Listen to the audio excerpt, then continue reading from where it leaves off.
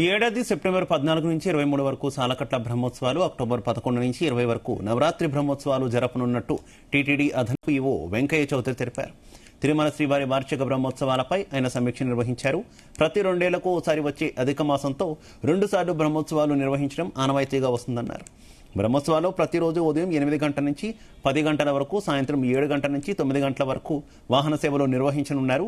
బ్రహ్మోత్సవ రోజుల్లో ప్రోటోకాల్ మినహా వీఐపీ దర్శనాలు, వృద్ధులు, దివ్యాంగులు, చంటిపిల్లల తల్లిదండ్రులు, ఎన్ఆర్ఐ దాతల దర్శనాలు రద్దు చేయనున్నారు.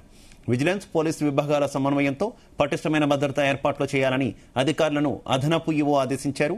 భక్తులకు క్యూలైన్లు, మాడ వీధుల్లోని గ్యాలరీలు, ఇతర ప్రాంతాల్లో అన్నప్రసాదాల పంపిణీ చేసేందుకు చర్యలు చేపట్టాలన్నారు.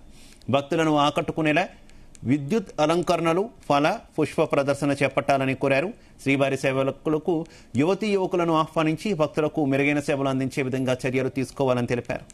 భక్తులకు ఎలాంటి ఇబ్బందులు లేకుండా వాహన సేవలో వీక్షణతో పాటు మూల విరాట్ దర్శనం అయ్యేలా చర్యలు చేపట్టనుంది టీటీడీ.